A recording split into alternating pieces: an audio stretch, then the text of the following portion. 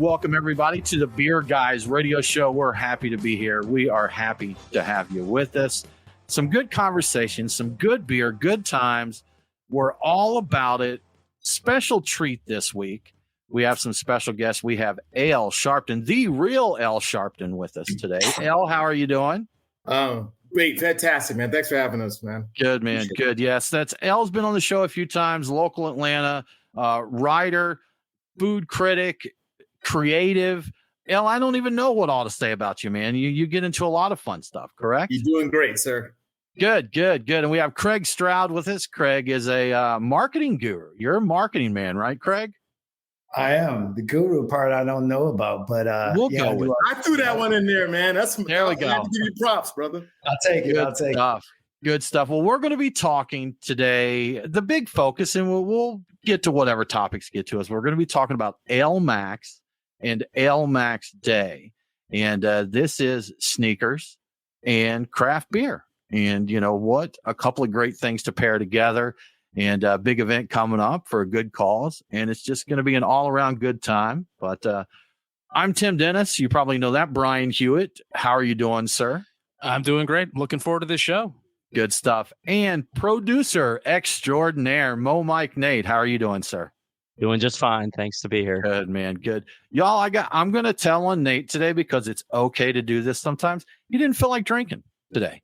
So yep. Nate's not going to have a beer. He's just going to be hydrating. And as much as we love beer, we definitely support taking a breather every day. I respect you got to do it. Yeah. Thank you. Yeah. You got to do it. You got to do it. And even if it's during a show, if it doesn't strike you, then pause. Put it on pause, guys. That's totally fine. Now, I'm going to jump a little bit ahead, and I'm going to go ahead and talk about the beer a little bit, Ale, or I'm going to let you talk about it because I've got one poured here, and we decided we'd hold a minute so we could all kind of enjoy them together, or all of us that have them. Brian, you'll get some soon to try out. But I have in my hand a can of Ale Max 1. Ale has one too. Craig, are you sipping Ale Max as well, sir? There we go. Not a game with us. It's not a game. Good stuff, man. So tell us about the beer, and we'll dive into all the other details. But what about the beer itself? In terms of the style and stuff, tell us about the like. If it wasn't a special beer, if you're just telling us about any beer, what would you tell us? I would tell you, Craig. You mind if I go first? Yeah, go ahead, man. Jump in there. I would tell you that Craig and I are hop heads. We've known each other for a long time, and he'll get more into that story. But we thought it would be fun to make something that's arguably the most popular style in the beer industry right now, all the way around, and that is an hazy IPA. I love my West Coast as well, but this is something him and I both enjoy. And it's really just a dope science where we talked about doing something that really can introduce some people who are naysayers to beer, as well as people who love IPAs, but kind of meet it right in the middle. And one of the best brewers in the world, Peter Kiley, definitely embraced our vision on what style it is. So it is a hazy IPA. It's good. And we did, if you saw some of our social posts, we did think Peter was going to be with us tonight, but Peter's running around New Zealand right now. So he wouldn't be able to join us. Yeah, we'll have him join us some other time. But, guys, this got Citra Cryo, Mosaic Incognito. Is that a hop or is that two hops there? Because I haven't heard this Incognito before. Well, Peter wanted to introduce some new stuff. Go ahead, Craig, sir. Okay. Well, no, I was going to say, Peter said, basic, that is also kind of almost the ingredient X, right? If you start to think about it, it's Incognito, meaning that it's not the most prevalent hop in there. Okay. There's a little bit of a secret sauce, if you will. Okay. It is also a hop extract. So it may be that they're talking about Yakima Valley hops, Incognito hop extract of that hop. So Mosaic Incognito, that's what that's called, Brian? Incognito is a big brand name for hop extracts. And they do, yes, they have a Citra Incognito. They've got a Mosaic Incognito, but it may also be on the down low in there. It's in there, but it doesn't want you to necessarily know it's in there.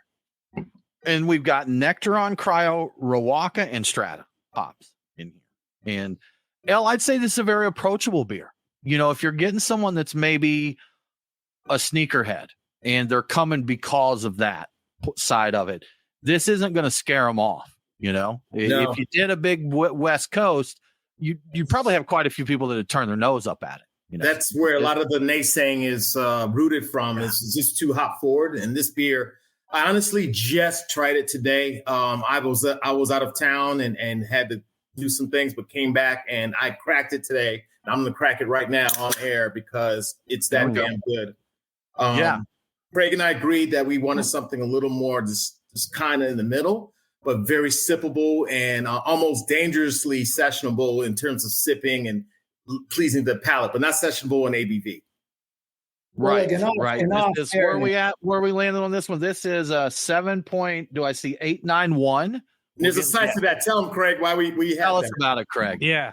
Well, that's a more of a play on the initial year that they launched the Air Max one. It was 1987. So simply the year spelled back. Yeah, I flipped it. And so I think in all fairness, Ale is definitely more West Coast. This was me pushing the needle to say we needed to play in the space that's more where I sit. I can bring him over to that space sometimes, but if you ask Ale what he would prefer to drink, it would be a West Coast. So we sat there with Peter and we had this conversation. I think he would agree because that is the IP of the day, and I think it's really polarizing. There are a lot of people that are like pro or for, or against it. This just happened to be the style that made the most sense. And we gave Peter a really ambiguous brief, right? We came up with some really sweet keywords that really started to key him in and allow him to then say, okay, this is the space that you guys want to play in. I can just go to my treasure chest of spaces and come up with something amazing. And so I was able to try the beer out of the tank last week before they canned it. And I did the Tiger Woods, I was so stoked at the flavors, and so then having it out of the can just kind of made it all that much more appreciative. They always taste really nice when you get a chance to try them out of the tank. It's like, you're one of the first people to sample this and check it out. It's just fun, to get them out there. Break out the pigtail, put a little in the tasting glass and have a good time with it. Yeah, for sure. Awesome. Definitely. Well, guys, backing up a little bit, we do want to give a shout out to an event we mentioned a couple of weeks ago, Team Heidi for the Giving Kitchen Atlanta. Elle, you were there. Brian, you attended with your wife. And Brian, tell us about your take on Team Heidi. It was really impressive. It was massive. Everybody who was anybody, all the best restaurants were there. We had tons of breweries representing pouring beverages. Everybody had their A game on. I was eating, oysters from Fishmonger, and I'm you had tables that were artistically spread, completely covered with food and flowers, and I've never seen an event with food quite like it, and I've been to some really good events. It was impressive, and the turnout was great. It was a lot of fun. I can't say anything negative about it. It was just a great time. I would do it again in a heartbeat, and I would recommend. I think this is an annual thing. I would recommend doing it again next year if you have a chance, and it's for a good cause. So it's going to the Giving Kitchen to help food service workers in crisis. So, Now, you've been involved with Giving Kitchen for several years now, correct? Yes, I'm kind of like a board member by this point, and I kind of help bring the beer industry into it a little bit more. But I worked with them for years. Getting people who really have been displaced or something happened in the industry or a brewery closed down or someone got hurt on the job. And we've been able to help a helping hand whenever we can. Even in North Carolina, other states now, we're getting out there and helped out even people you're happened to wooden robots, stuff like that. We instantly reached out to be like, yo, anything we can do. But yeah, it's Team Heidi is a great event every year. And overall, the Giving Kitchen is a super solid foundation that does a lot for people in the culinary and now beer industry. And I do have some stats too that I gleaned from an email they sent out just today that there were 1,370 guests, 213 volunteers, 98 food and beverage partners, and they raised over $1.25 million for food service workers in crisis. That is, and I heard the auction at the end. People were bidding $50,000 on things, and they were trips and whatnot. I'm like, oh wow, there's a lot of money going on tonight. So that's the good thing with that. Yeah, I looked at some of the online auction items, and it's like $400 gift card to so and so restaurant, and the bid's like $750, $1,000, whatever, you know. So people are really just pulling it all out there. They had some amazing experiences too, like private dinners with well-known chefs and tasting menus and all that. Just really cool all around. So, you know what? Some interesting info here we wanted to talk about. You guys know taste change. Different generations have different tastes. Things come and go. Even the preferred serving format for beer. Craig, what's your favorite serving format? Do you like cans, bottles, or draft? Man, that's a good one. I think for the very hard to get, I'd probably say can, because usually the difficult stuff to get isn't on draft, right? And so I know if one of the friends are coming through a beer share with a can, it's usually of something good. But I guess there is something about the freshness, or, you know, sit back and you let a keg sit for, you know, a couple of weeks and then you have an IPA out of it. It's not bad. But I'd say between keg and can. Okay. El, how about you? What's your preference there? Well, I'm IPA guy. So honestly, I if I have the opportunity to go draft, that's the freshest it's going to get. Assuming it wasn't sitting in the bar for years, but definitely a brewery would not pour an old IPA. And then I get to choose the glassware. So, you know what I mean? I'm going to see what they got, especially Take Cool, which is arguably my favorite style. But yeah, I'm going to go draft on that one. And then, like Craig said, can, because I can bring in a lot of places without the breakage. Yeah, absolutely. And, you know, I'm going to say that my preference, it kind of depends on the environment in the beer. So, you know, these big stouts, one of my favorites that I get fairly regularly is Black Tuesday from the brewery. Oh yeah. You know, this beer, you're talking 18, 19 up to 20% sometimes. I'm not going to sit down and, you know, hit a tall boy of that. And I think they actually do put them out in tall boys now. It used to just, oh man. But I love for a lambic or a goose or a big stout or something like that to get a large format bottle, some nice glasses, sit down with a couple friends, pop the cork, and just the entire pomp and circumstance of it all there is a good time. But if I am drinking an IPA or even like a Pilsner or something like that, I do like draft. You know, give it to me fresh, as close to the source as possible. I think that a great example, Sweetwater IPA, fresh from the brewery, is still a phenomenal beer, and I think it's underrated today. I don't think people give that beer enough credit for being as good as it is. Absolutely. Yeah. Absolutely. Brian, how about you? What's your preference? Yeah, it does kind of depend, but yeah, if we're talking saison, we're talking lambic, anything special like that, especially if it's not super high gravity, the cork and cage green bottle 750 ml bottle is still like the best way, in my opinion. I prefer it that way over any other format. I'd like to get I know if an IPA is on draft, it's probably fresh. It's the chances are really good. The problem with cans, and I do like cans, they're easier to store. They fit in the fridge better. I do like them a fair amount. Most of breweries, let's be honest, don't put any kind of born on date on them. So you have no idea how fresh they are. And they may have been sitting on a warm shelf for months before you got them or for weeks before you got them. Either way, they're not going to be as good. It's hard to gauge. So yeah, it really depends on the beer in question, maybe the event. If there's formality involved, I want large bottle, large format cork and cage. Freshness on tap, and anything else, I don't really mind bottles or cans. I just stouts still seem a little weird to me. And getting a stout in a can, but I'm getting used to it. That still feels like a bottle thing, whereas IPA feels like a can thing. But yeah. So I'm all over the place with it. Honestly. I will say this. That one can that used to deliver and they don't make it anymore is that Oscar Blues 1050.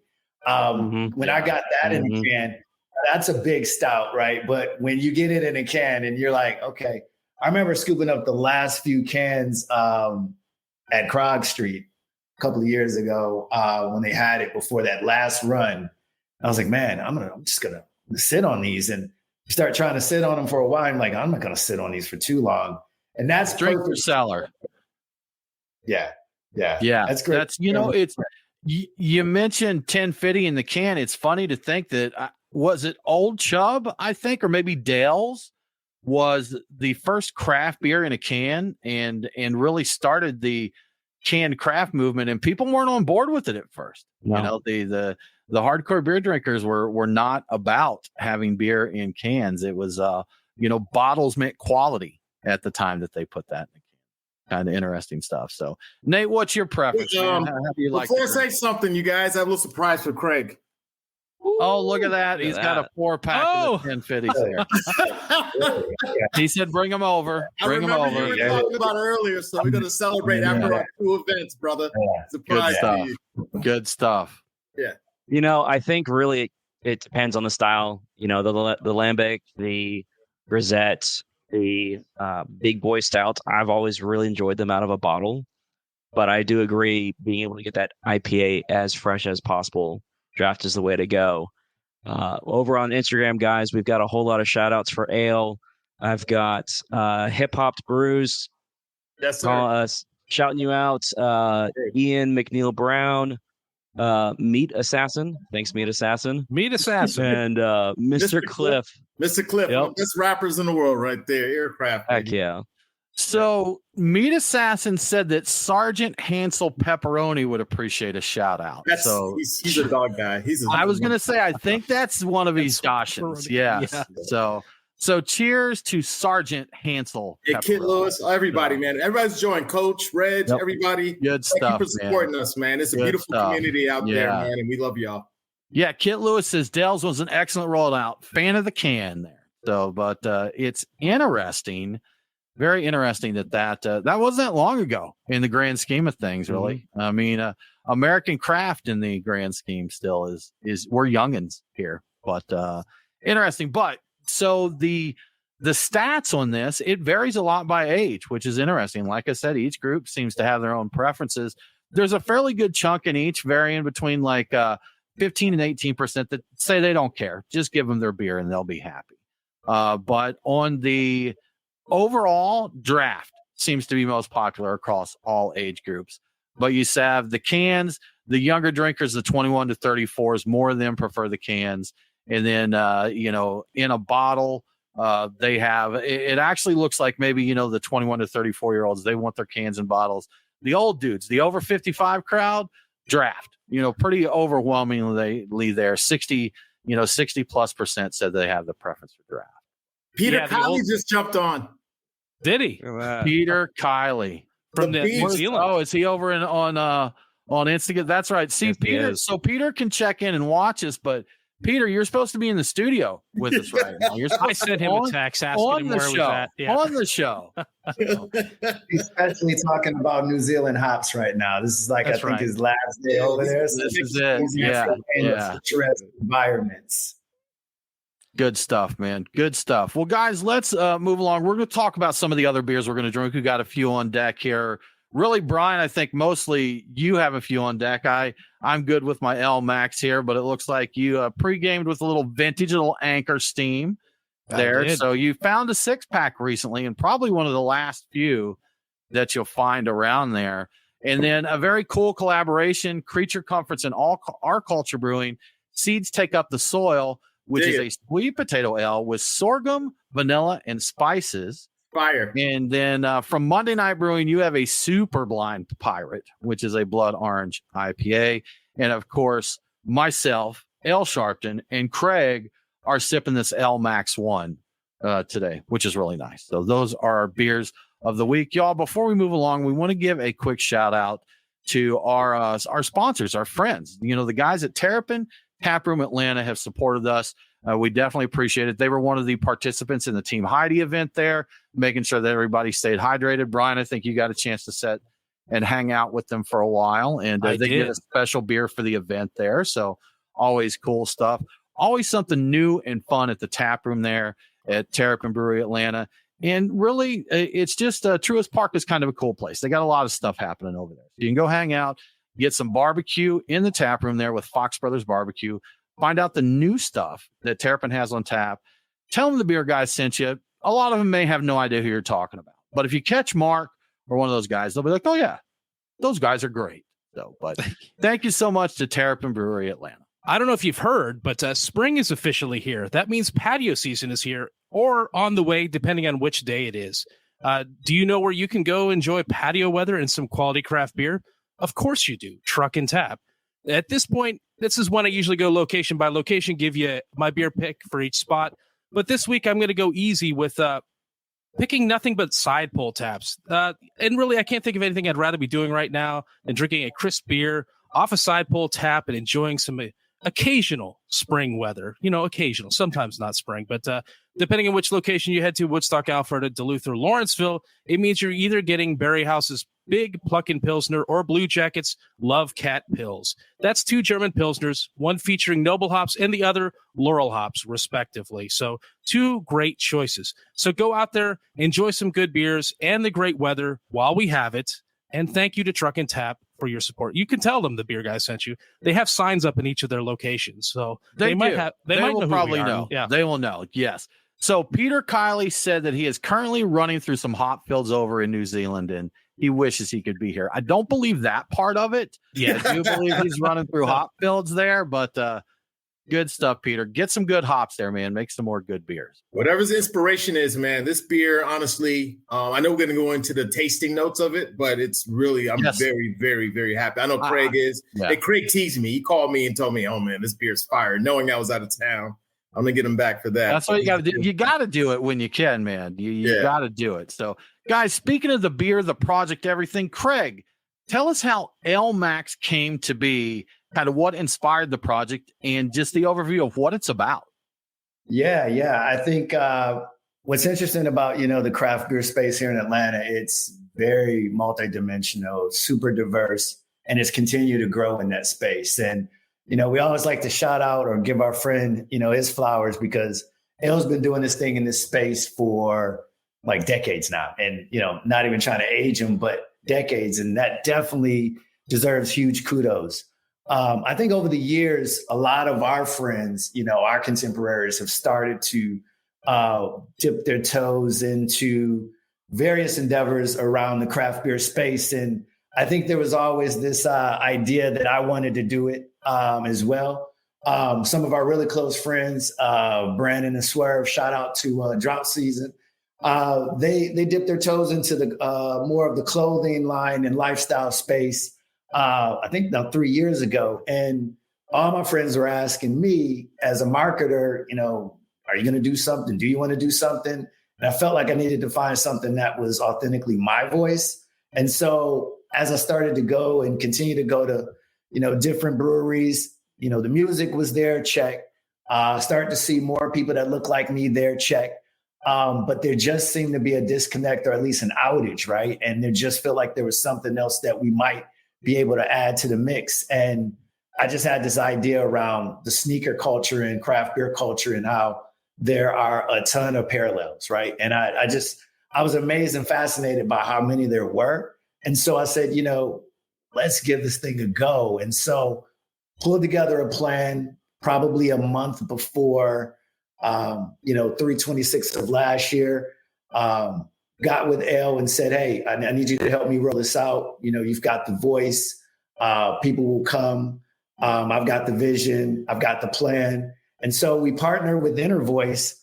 Shout out to Rhett and the boys and Paul and the guys over there who make killer IPAs, right? And more importantly, Rhett is an avid sneakerhead that wears a lot of Air Max.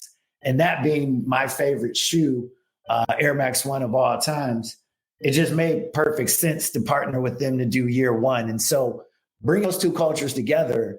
I think it went better than expected because you just didn't know what you were going to get, right? You knew you would get some of the craft beer community coming out, the sneaker community, you just didn't know, right? Because it can be pretty finicky. But we did enough upfront, like pushes on social media. And I think we had a really good mix. We sold out of the beer, the day of, sold out of some, quick, fast T-shirts that we wanted to produce just to kind of commemorate the space.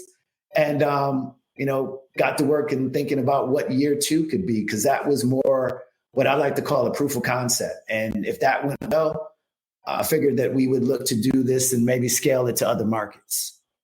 That was actually going to be my next question: is are you looking to expand it from there? Because it sounds like something that, I mean, you need to hit LA, right? LA, New York, sure. those places with bringing beer and sneakers together. Creature Conference is waiting for you out in LA. They'll get you hooked up out there if you want to do something. But. Yeah, we definitely want to look to I guess year one proof of concept. Year two is starting to slowly but surely scale what this could look like. And I don't know that you could ramp up or do a better job with than looking for partners than, our guys at Monday Night and Bearded Irish. Like, I think that's that's going from, that's a really big jump, because now we're talking about going from, a brewery and our guys that do amazing beer, but then looking at what amazing beer looks like at scale, right? And that's a very big different, that's a very different ball game. You could do something like Black is Beautiful and some other ones done, where you come up with the base recipe and invite others to do their inspiration on it there. So make it a big thing like that. That would be fun. So now I question, is Nike involved with this or aware or just inspired by right now? This is at the moment just inspiration. We've done our homework. We've got some trademarks in place to cover off on certain things. And, just in looking at, the landscape, there are quite a few Air Max parties or Air Max themed events that Nike is not technically a part of. Right. And for us, this was really more about a cultural play, right? This is, if I think about a Venn diagram, or I think about like the things that get me excited and saying, what are we trying to like tie into here? It's sneaker, beer, and community. And I think that's like a trinity, because, they're two communities that are very, separate. But then again, they're really not that separate, because like all of my friends are like sneakerheads. Like there's not too many times that I don't run into L and I'm looking to see what's on his feet. Right. I'm like, sure. Yeah. Likewise, brother. Likewise. We always say fresh, baby. Yeah. There's that, and then there's the infamous thread that our wives don't know about, where we're talking about and plotting the next pair of sneakers to bring into the house, and the wife's already looking at me like, dude, there's like way too many sneakers in this house. Like, you need to get rid of some of them, So yeah, I would say, luckily, it's not like the glass deal that we have in my house, where whatever glass I bring in, I got to swap one out. It's not like that with sneakers, thank goodness. Got to move them along. So yeah.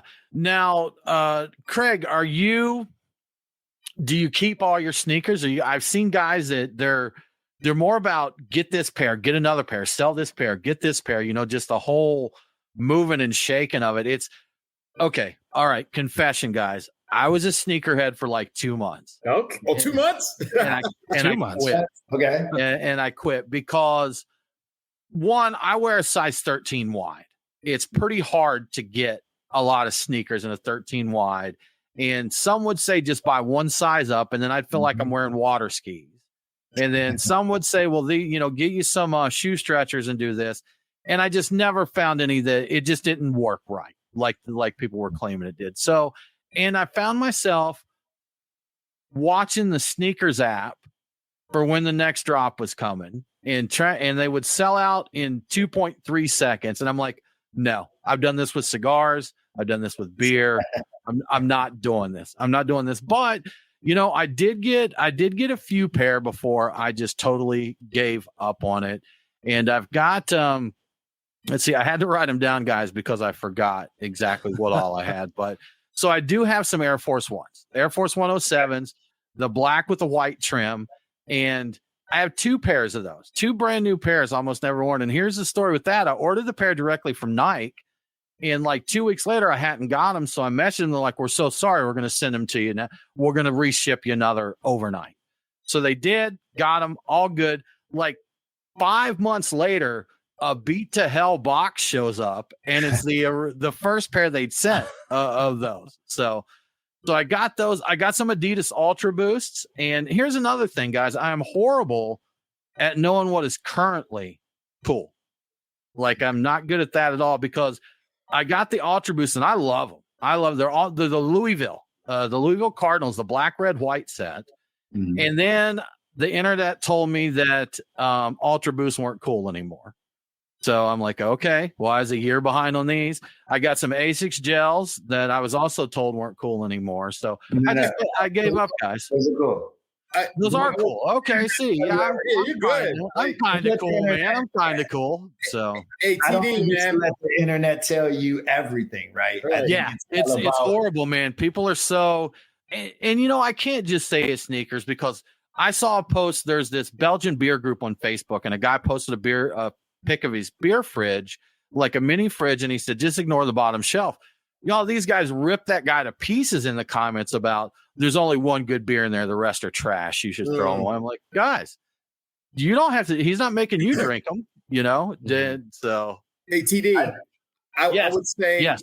just always embrace a classic kick where it will never go out of style. Just have one of those in your selection and you will never go wrong. And then, you know, you'll be good. I think that's one of the things I really liked about like the Air Force Ones. It's a simple black on white sneaker. It's a classic. It's nothing crazy. It's not like those, I forget what were Kanye's shoes that looked ridiculous. The Yeezy Boost and Yeezy Boost. Yeah. And I saw, those to me. Right as I got out of the sneakerhead game after my 2 months of passionately following, they came out with these boots that were like these red bubble boots looking things. Do you guys have any idea what I'm talking about? Yeah. They almost look like Astro Boy. Yes, they did. They did. And I'm like, you know what? iPad. They did look like AirPods. Yes, they did. iPhones. Yeah. You got those? And no, that was the point where I'm like, you know what? This is ridiculous. Good. And for that reason, I'm out. I think I would probably echo L's sentiment in terms of finding something classic, but I probably would even take that a step further and treat it like you would treat beer. Drink what you like, wear what you like. It is essentially that. I think that all of this plays into another parallel between sneaker culture and beer culture. There's style and creativity. We all talk about this holy grail beer that we once had or the sneaker that we saw, right? They're the touted brewers and the touted designers, the collaborations, the folklore, the regional influences. I think all of these things influence, you know, what's happening in both. Let's think about the regional. Regional is driving like the beer culture. It drives what happens in sneaker culture. I think what happens is then the big box, you know, brands pick up on the momentum and the ripple effect that trickles out from these markets. And they try to repurpose, rebottle it, repackage it. Think about this. You said that you said you weren't standing in line. You weren't going to get on an app, sneakers app. Imagine that's happening in the beer community too. Like for every line that you might have seen, you know, a bunch of kids lined up in front of Wish and Little Five at one point in the last several years, you might have saw some adults lined up. You know, adult kids lined up at Little Cottage for, a stout release or something. Yeah. I've been in those lines. So, it happens. It's just about, where do you want to spend your time? That's it. And, I think it's just, as a generality, I'm kind of beyond that. I don't want to chase and that, Brian and I seriously used to find out the routes of beer delivery trucks to get these super allocated beers. I remember, I'm sure you do, Craig, you probably do as well, when Bourbon County Stout came to Georgia. And that's right. These places were limiting it to single bottles in some places. And I think I spent about 4 hours driving around and ended up with 3 bottles of this beer. And at the time, I was thrilled that I'd spend half a day and got 3 bottles. It was like a treasure. It was a treasure hunt. It was, man. And you know what? It was Hop Slam. That whole thing with Hop Slam too. Oh yeah. Right. For sure. But then I've waited outside at the, I was in the line for See the Stars at Creature Comforts. And that was the first Georgia's first hype release. I've been down to Hunapoo. I was at Hunapoo's Day the year they ran out and slammed the doors in people's faces. I got another one for you, Pliny the Younger.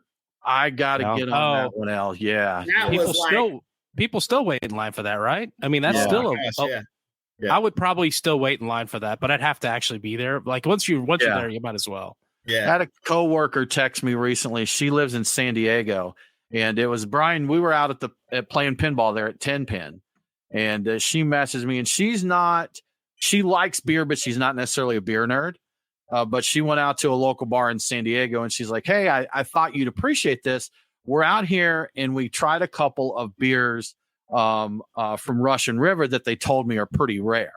And I'm like, "Don't tell me it's Pliny the Younger." And right as I was typing that, she's like, "One's called Pliny the Younger." I was like, "Yes, of course it is." So, that's one that I haven't tried as of yet. But I found a place in LA that had both similar situations. It was out there, a couple of years ago, and I had both. And I mean, I'm still more elder than younger, so I'm an elder guy. Yeah. That, you know what? I've heard people that, they've got Blind Pig is their other IPA. And there's people that are like, there are people that, like, you know what? Pliny's overrated. Blind Pig doesn't get enough love. It's, this and that. But Craig, it really goes back to wear, drink, eat, do what you like. You're not hurting anybody else. You're not forcing anybody else to do anything. So we had a buddy that used to come over here when we were homebrewing all the time and bottle sharing. And every time he came over, he'd bring him a 12-pack of Bud Light. And he's like, "Guys, I'm sorry. I just really love Bud Light." I'm like, "Dude, that's totally fine. If that's what you enjoy." He's like, "Your strong beers always get me too drunk." He's like, "I can sip on a few of these throughout there." I'm like, "Dude, come hang with us and drink your Bud Light. That's totally fine. If that's what it's real. Do you? So, I have a lot of friends like that. Do you? Absolutely, man. You know what's crazy about sneakers is I never realized that was a thing to collect until much later. I heard people were collecting, and that was way beyond it, because I had a lot of Nikes in my day, a lot of Reeboks in my day, some Airwalks. I really liked those. And I even was able to go with a friend to the Nike store in Portland, like the employee Nike store. And I picked up a pair or two that like, we're talking like 15 years ago. I still have them. They're still in actually really good condition. And I just, like, I've worn them a few times, but I realized they're too pretty to wear. I never fully got into, like, collecting, but that's probably for the best. That's a good point. It's like some people will buy the shoes and just let them sit. Others like, hell, I bought them, I'm going to wear them. I wear most of mine, but there's certain ones like the De La Soul Dunks. I'm not wearing those ever. I was lucky to score those, and I'm just going to have those. It's like, I'm a hip hop head too. Craig's a hip hop head. That's another thing that brought us together. Our love for music. He's from Detroit, and Detroit is one of the best hip hop cities in the world. So we always talk about that as well. So yeah, that whole representation of hip hop too is really big. And we have a great DJ who's spinning for both our events here and in Nashville. Shout out to Sean Fallion, who's going to be murdering it as well. So we embracing all of our cultures together, man. And Craig really came up with a great idea of what we love already, our passions, and kind of bringing it all together. So it's going to be exciting, and I really look forward to y'all coming. Atlanta is an incredible city. It's one of the most diverse, if not the diverse, for beer community. And we've done so many events here in the past. I've done so many events, and it's just Atlanta's vibe. It's all about no crabs in a bucket. We're all about love. So it's going to be incredible. We've got a pretty awesome beer scene here, don't we? It's nuts. It's really something, you go out, the tap rooms are fairly diverse depending on where you go, and that we've got some amazing black owned breweries here. And I think it's just cool to see the melting pot of craft and, like I said, the culture in general here. There's just a lot of good things that everybody can bring to it. Yeah, Lantucky and Hip and Hops, two of the first black brick and mortar owned ones. And then the leaders of the Brew School, a great collective that all works together. And like he said earlier, Craig talked about drought season. There's just so many great communities, Practice for Action. We're all working together to make the beer scene so incredible. And we're going to continue to build on that. That's awesome, man. Now, I want to ask you guys, I think I have some British Knights and some Roos from like 1985. They work some, bro. Yeah. That was the last time I was really into it. The shoe ain't nothing without the BK button. I believe that is the way they say it. There, I looked up the value on mine, and it looks like they've been selling on eBay for about $40 or $50 a pair. So mine are not super special. Yeah. No, you gotta wear them. You gotta wear them.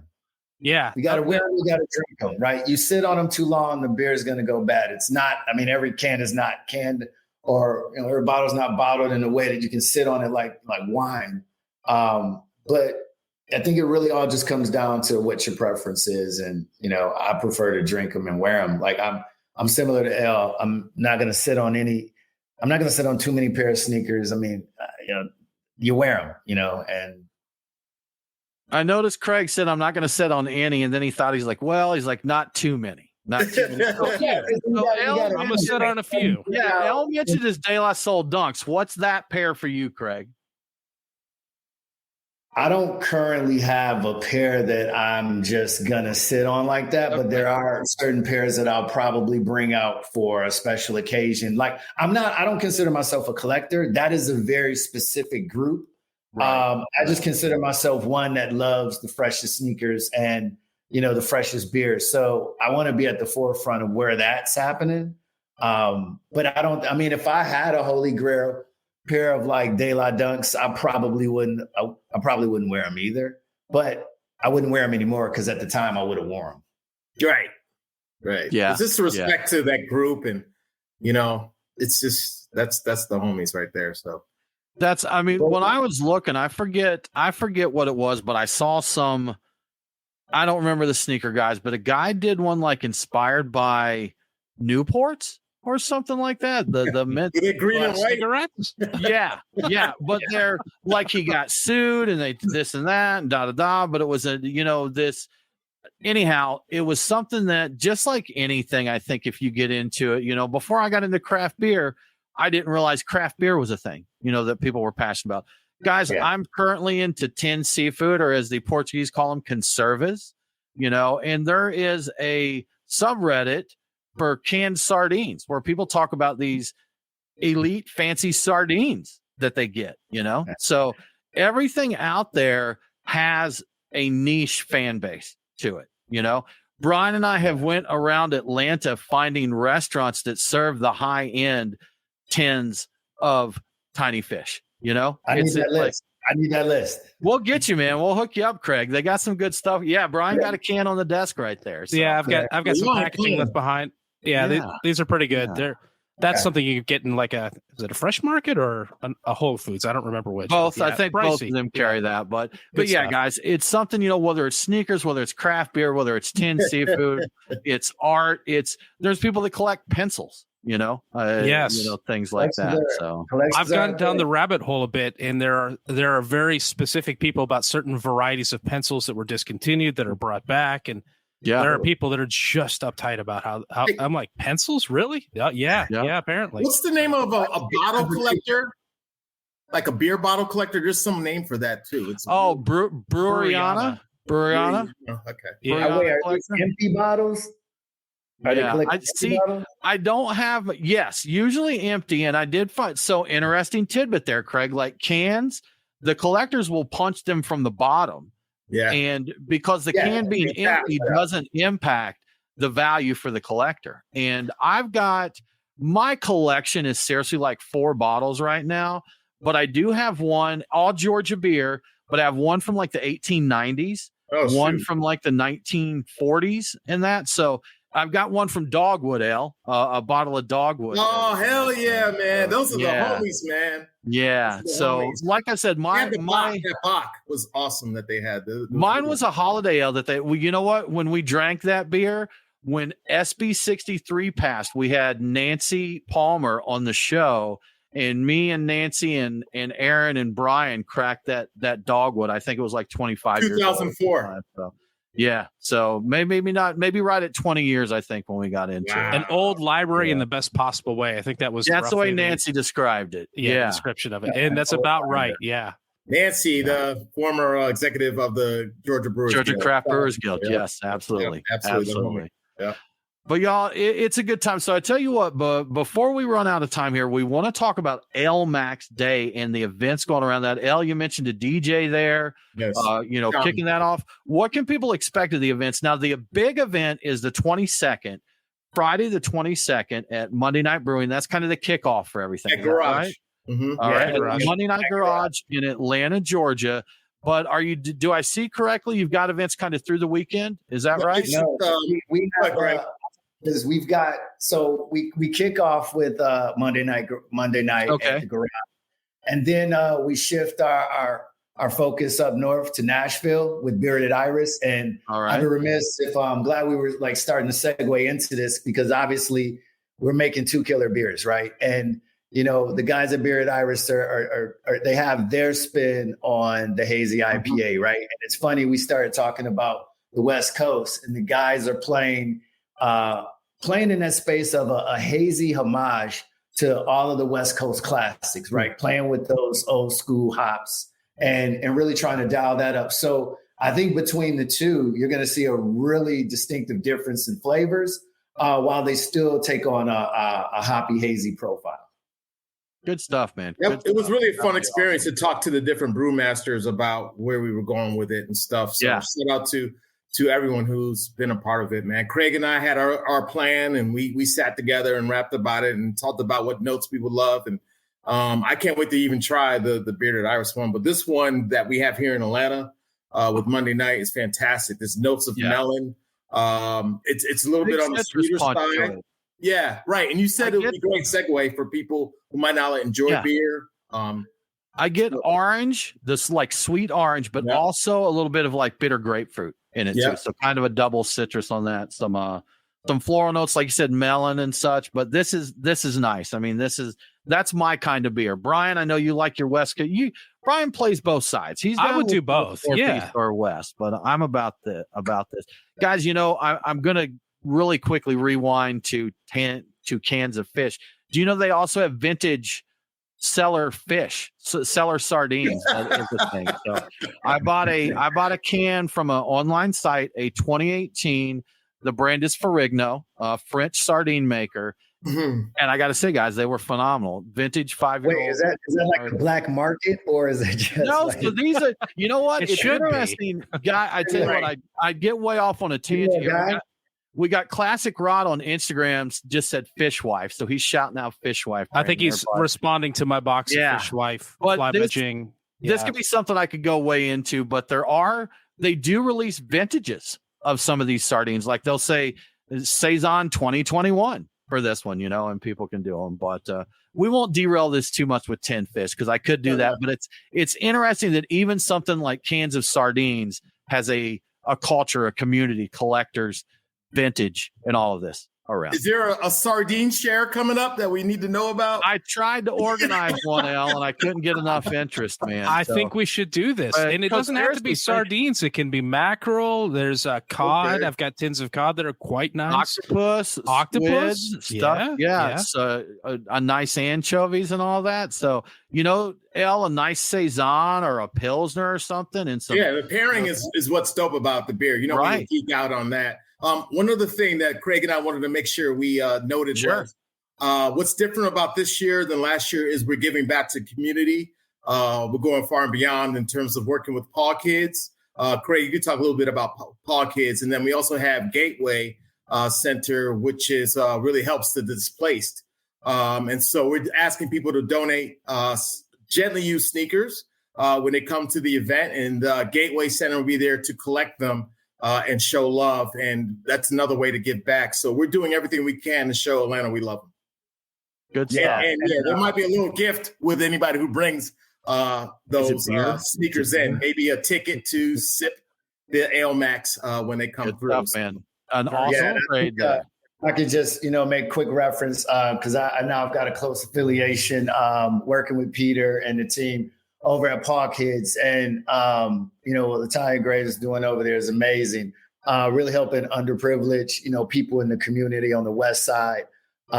She's got some really rad board members, including Peter, including myself now, and Killer Mike. And I think it's just a really good opportunity to give back to these underserved communities that, are lacking resources. So the one cool thing we're doing is a percentage of the sales is going back to Paw Kids in the form of funds for sneakers, right? Because, in these communities, definitely going to be some kids that are not in the sneaker game, or not even so much trying to get the best sneakers, but just having a really quality pair of sneakers. And so while, I think we're covering both sides of the gamut, right? With the sneaker drive with Gateway, that's given back to, either, temporarily homeless or those that, are without shelter, and those are just in need of a hand.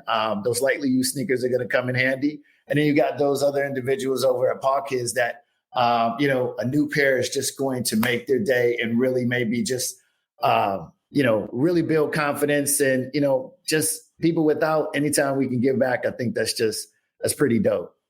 Pretty dope. And I think people need, if you've always had what you needed there, you don't realize it. Like you said, that new pair of sneakers or something, it's especially when you're a kid, that's important.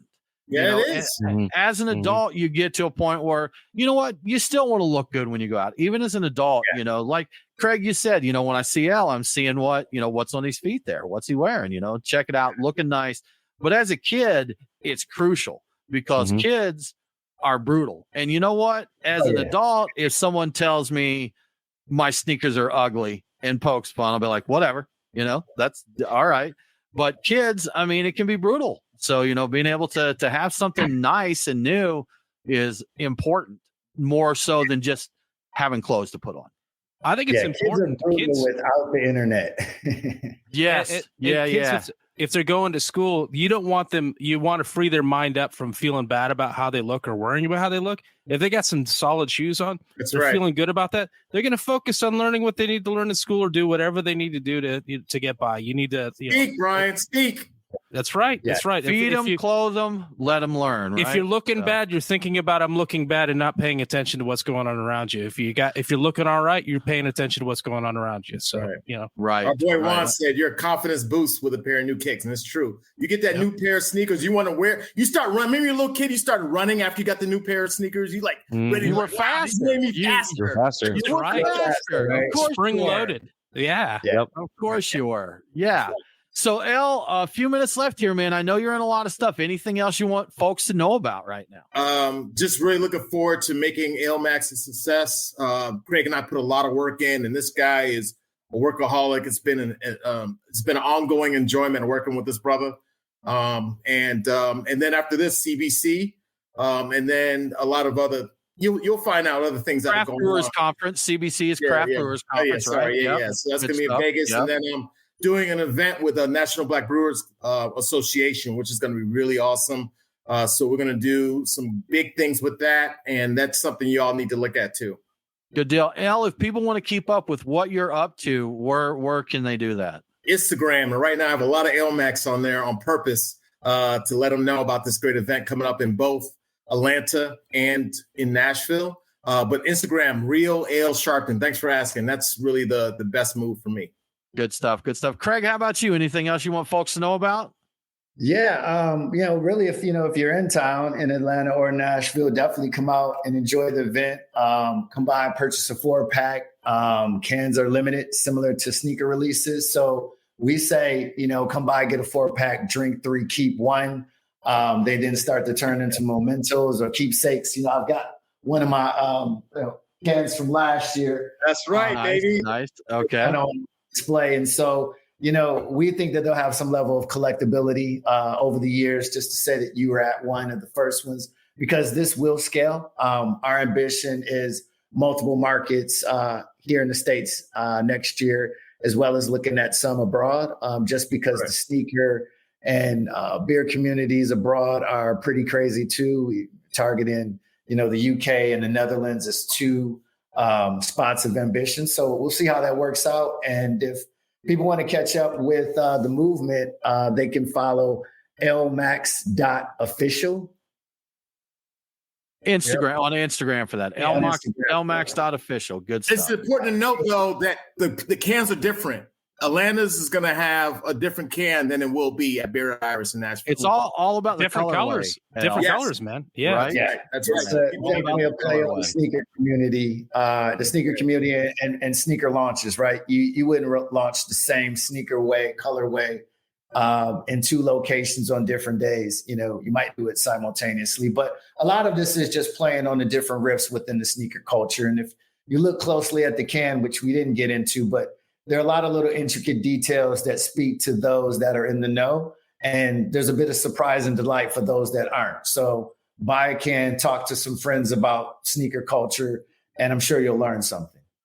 We've got a nice pic of both sides of the can on our Instagram right now at Beer Thank Guys you for the Radio. support, so guys. check that out. You Thank bet. you, for Check sure. that out. And I'm sure we'll have some more pictures going around. Again, LMAX Day is Friday the 22nd. If you're catching this podcast Saturday when it released, you missed the big launch party. But go down there, see if they got some more beer for you. See if you can get your hands on some of this 7 to 11. LMAX 1. So 7 to 11 on Friday the 22nd. Monday Night Garage. The garage. Monday Night Garage, Atlanta, Georgia, for the LMAX launch party. Good or stuff. if you're hearing it on Saturday, drive up to Nashville and go That's to the right. Yeah. A lot of people doing Head on that. up to Nashville. Yeah. We've got a contingent driving up in the morning, and we're aptly calling it the LMAX 1000, just kind of a play on Cannonball Run. Oh, right? yes. Yeah. And and there's 2 locations. We will be at Bearded Iris, Sylvan Supply, That's right. the newer of the 2 locations. So if you go to Germantown, you're going to miss us, and you may miss out on the beer and cans. And so nobody wants that. Nobody wants that. Nobody wants it. Guys, thank you so much for joining us, sharing info. El, good to see you as always. Craig, a pleasure meeting you and chatting with you. And Likewise. Enjoyed the beer very much. Shout out to Brandon, Awesome. the brewmaster at Bearded Iris too. Look Bearded out. Irish. Cheers to Brandon. Good stuff. Well, y'all, that about wraps it up for this episode of the Beer Guys Radio Show. We really appreciate you hanging out with us here. If you like what we do, please consider supporting us on Patreon. Patreon gets cool perks and Beer Guys swag, and we'll give you a link to the session for the after party from our live stream every week. But we hope you have a good time. Go check out LMAX Day. Thanks for tuning in. Have a great week, and don't forget to drink local. Cheers.